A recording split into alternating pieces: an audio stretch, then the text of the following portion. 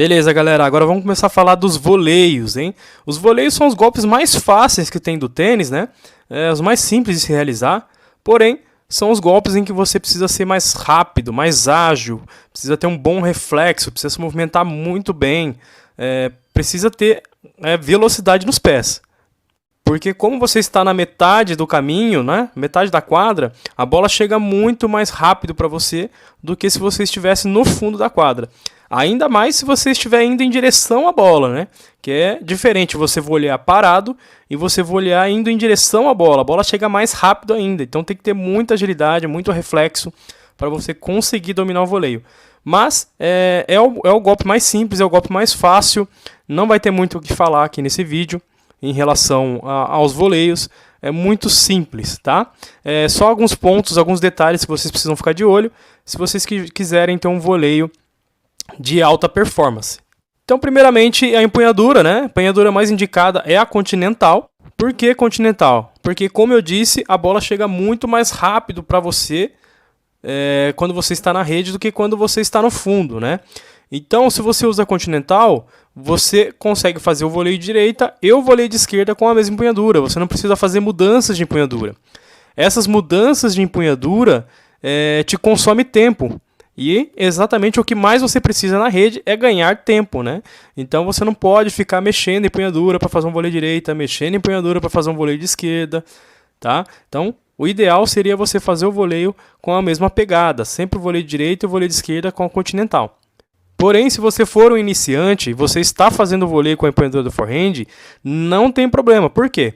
Porque o seu adversário também, creio que seja um iniciante. Então a bola não vai chegar tão rápido assim a ponto de você não conseguir mudar as empunhaduras, né? Conforme você vai evoluindo, a tendência é que você vá mudando, vai migrando, né? O seu professor vai te orientando para você migrar para a empunhadura continental, porque assim você vai ter mais agilidade na hora de fazer os voleios, você não vai precisar mudar as pegadas. Então, a posição que nós vemos o Federer aqui agora, nós chamamos de posição inicial, uma posição neutra, onde ele está de frente para o adversário, com os pés mais afastados que a linha do ombro para gerar mais equilíbrio, o joelho um pouco mais flexionado, e aqui provavelmente ele está na ponta dos pés, para ter uma reação mais rápida, né? A mão esquerda vai trabalhar segurando na ponta dos dedos o coração da raquete, e a cabeça da raquete está ligeiramente para cima, tá vendo? Ó? Esse é um ponto que é importante ressaltar, porque geralmente eu vejo praticantes de tênis com a cabeça da raquete baixa nesse momento. Ó. E o ideal é que você saia com a cabeça da raquete um pouco mais alta, a cabeça da raquete um pouco mais para cima, mais na linha do peito ali. Porque, como eu disse, o ideal é que você ganhe o máximo de tempo possível para você conseguir fazer um bom voleio. Porque a bola chega rápido. Então, se sua raquete já estiver alta, para você abrir a raquete para fazer o voleio, fica muito mais fácil. Se você está com a cabeça da raquete baixa, até você levantar a cabeça da raquete para fazer o voleio, você já perdeu ali milésimo de segundo, que vai ser precioso para você, principalmente se a bola estiver muito rápida. Então, já inicia a posição inicial com a cabeça da raquete mais alta. Beleza, agora vamos sair da posição inicial para fazer os voleios. Então, a primeira coisa que nós vemos aqui o Federer fazer é o split step. O que é o split step? O split step é esse pulinho aqui que ele dá, ó. Percebe, ó. Olha lá, ele fez esse pulinho aqui, ó. Esse pulinho chama split step. Para que serve esse pulinho? Esse pulinho serve exatamente para você ter um reflexo mais rápido, para você ter uma saída mais rápida. Lembra no vídeo do forehand, quando nós falamos lá dos fusos musculares, das propriedades elásticas dos músculos, né? Que quando você ativa essas propriedades elásticas, o fuso muscular, você tem mais explosão, você tem mais potência, uma potência adicional, né? E involuntária dos músculos. Então, esse split step é justamente para fazer isso, para você ativar esses fusos musculares, para você ativar essas propriedades elásticas do músculo e você ter uma reação mais rápida. Então, se você tem o costume de fazer o voleio sem fazer o split step, saiba que a sua reação vai ser muito mais lenta, você vai perder mais tempo para fazer o voleio do que se você fizesse o split step. Então, tenha o hábito de fazer o split step antes de aplicar o voleio, porque a sua reação vai ser muito mais rápida. Então, novamente, ó, ele faz o split step, aí sim ele vem e faz o voleio. Vamos dar uma olhadinha no Nadal. Olha lá, vamos ver, será que ele faz o split step? Ó, fez o split step, tá vendo? Ó o pulinho. De novo, ó. Tá vendo? Sempre faz o split step antes, para depois o voleio. De novo. Split step. E voleio. Vamos ver um outro exemplo. Raonic. Olha lá, split e voleio. Sempre no momento do split step, os pés bem afastados, mais do que a largura dos ombros, para gerar um bom equilíbrio antes de você aplicar o voleio. Então, seguimos aqui com as posições dos pés, né? Então, logo após o split step, vem o jab step. E o que é esse raio desse jab step? Então, após o split step, o atleta sempre vai transferir o peso do corpo na direção em que a bola está vindo. Então, aqui no caso, a bola está vindo na direção do voleio de esquerda dele. Então, ele começa transferindo o peso do corpo para a perna esquerda. Então, percebe ó, que ele já está basicamente transferindo o peso do corpo para a perna esquerda. Olha lá. Então, nesse momento, ó, ele está totalmente com o peso do corpo na perna esquerda. Percebe que a direita está até na ponta do pé. Ó. Então, isso é chamado de jab step. Ó. É como se fosse uma open stance do fundo de quadra, tá? Não muda muita coisa. E depois que ele faz esse jab step, aí sim é que ele vai entrar com a perna direita para fazer o voleio. Ó. Mais uma vez, ó. Ele faz o split, transfere o peso do corpo para a esquerda e depois para a direita. Então tem essa troca. Ele sai do peso do corpo da perna esquerda e transfere o peso do corpo para a perna direita para fazer o voleio. Quando o praticante de tênis ele é iniciante, ele aprende a fazer o split step, né? Então aqui no caso, ó, ele aprende a fazer esse split step e já imediatamente transferir o peso do corpo para a perna direita, aqui no caso do voleio de esquerda, né? Então você faz o voleio de esquerda, perna direita na frente. Então no início, você aprende já, após o split step, transferir o peso do corpo já diretamente para a perna direita, no momento do voleio de esquerda. Mas, nos jogadores profissionais, não é isso que acontece. Primeiro, eles transferem o peso do corpo para a perna oposta, para depois entrar com a perna de ataque. Então, ele não entra diretamente após o split step com a perna de ataque na frente. Primeiro, ele apoia na perna contrária, para depois entrar com a perna de ataque. Então, vamos aqui dar uma olhadinha no Federer. Ó. Percebe que aqui ó, ele já está fazendo o split, né? E ao invés dele entrar com a perna de ataque, que no caso aqui vai ser o voleio de direita, então ao invés de ele entrar com a perna esquerda para fazer o voleio de direita já diretamente, primeiro ele faz o jab step. Primeiro ele vai deixar o peso do corpo na perna direita, para só depois transferir o peso do corpo da perna direita para a perna de ataque, no caso a esquerda. Ó. Conseguiram reparar isso aí? Olha lá. Percebe que ele está com o peso do corpo todinho na perna direita. Ó. A perna esquerda está na ponta do pé lá. Ó. Quase que ele não está apoiando o pé no chão. Isso mostra que o peso do corpo dele está na perna direita e não na esquerda. Então, somente no contato é que ele vai transferir o peso do corpo da perna direita para a perna de ataque, a perna esquerda. Olha lá. Transferiu. Agora sim, ele está com o peso do corpo na perna esquerda. Vamos ver o Nadal, ó. Fez o split. Então, ao invés de ele entrar com a perna direita na frente diretamente para fazer o voleio, não. Primeiro ele faz o jab step, apoiando-se na perna esquerda, para depois transferir para a perna de ataque.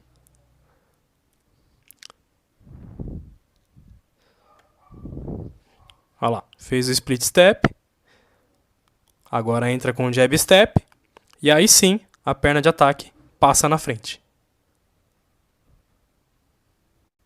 Certo, gente? Eu não sei se eu estou conseguindo ser bem claro nesse ponto aqui do jab step, mas se vocês tiverem alguma dúvida, lembre-se, entre em contato comigo para que eu possa orientá-los melhor, tá? Mas em se tratando de um voleio de alta performance, esse jab step ele é fundamental. Você precisa fazer esse jab step logo após o split step. Então, vem o split step, depois o jab step, e aí sim entra com a perna de ataque. Legal, então vamos falar agora da preparação da raquete para você aplicar um bom voleio. Então, o voleio deve ser sempre um movimento curto. Você não deve afastar demais a face da raquete do seu corpo.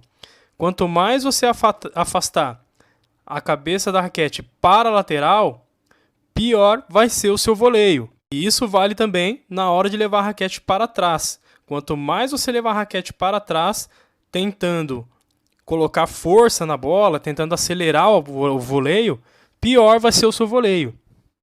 E esses são os maiores erros dos praticantes de tênis quando está tentando desenvolver o voleio.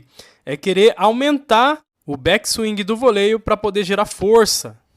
Primeiramente, no voleio você não se usa força, e sim você se aproveita da força do seu adversário. Tá? Você tem que usar o peso da bola do adversário contra ele mesmo. Então você não precisa abrir o braço para querer fazer um voleio forte. Você precisa sim fazer um bloqueio firme e transferir o peso do corpo para cima da bola. Desta forma a bola vai voltar com a mesma força sem que você precise levar o braço para trás. E assim o seu voleio vai ser muito mais eficiente. E consequentemente você vai cometer menos erros não forçados. Pensa no seguinte, se você já está na rede, a vantagem já é sua. Esse é o momento em que você só precisa manter o adversário correndo. Você não precisa colocar tanta força no voleio assim. O adversário já está na defensiva, já está numa situação complicada. Então, um conselho que eu dou é, no momento do voleio, sempre mantenha o seu cotovelo na frente do corpo. Não afaste muito o seu cotovelo do corpo para o lado e muito menos o leve para trás. Desta forma, você vai garantir um voleio mais simples e mais eficiente, mantendo a raquete sempre na frente do seu corpo. Então, legal. Nós já falamos que o movimento do voleio ele é sempre um movimento curto, né? O cotovelo sempre na frente do corpo, afastando o mínimo possível a raquete do corpo, né? Sempre mantendo ela na sua frente. O segundo passo é mostrar as cordas na direção da bola. Percebe aqui que o Federer está olhando para a bola, está a ponto de fazer o voleio e as cordas dele já estão voltadas na direção da bola. Então esse é o primeiro passo. Ó. Você precisa direcionar as cordas na direção da bola.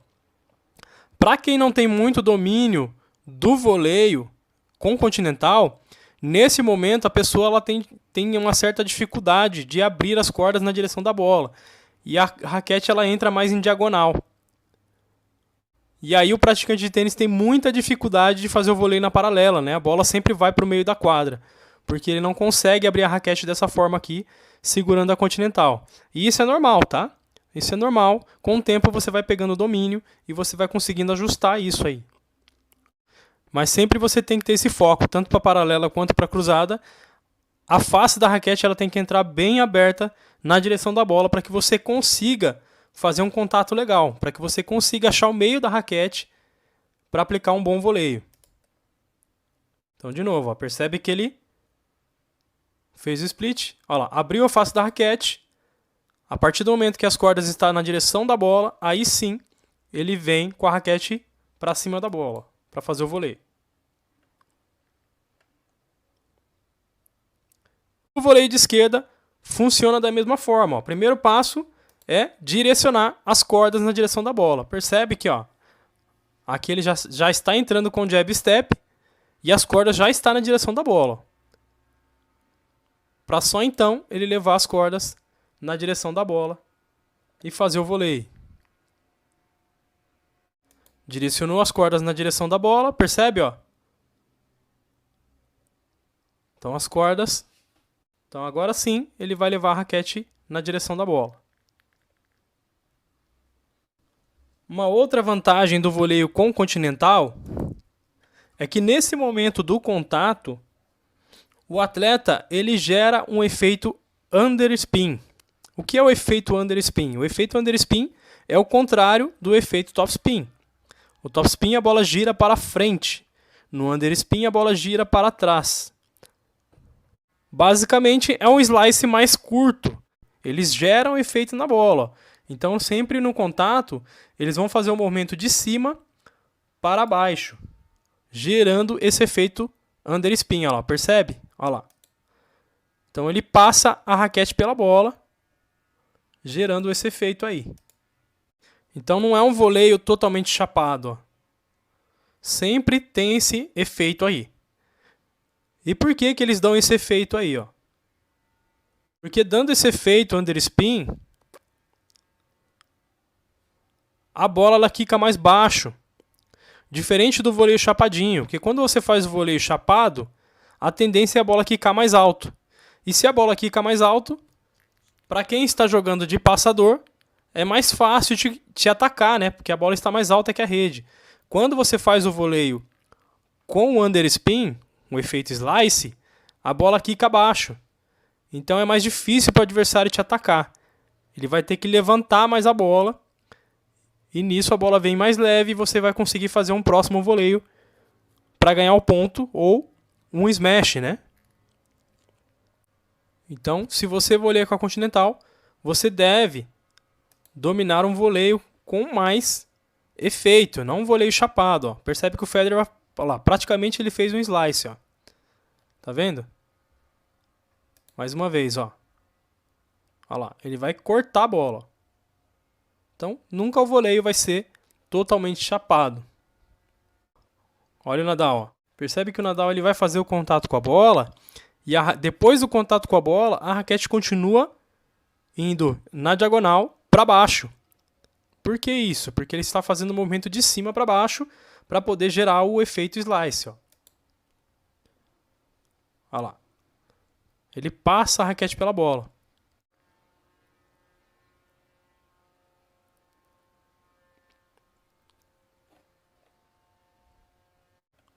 Um detalhe muito importante quando você gerar esse efeito slice é não descer a cabeça da raquete demais.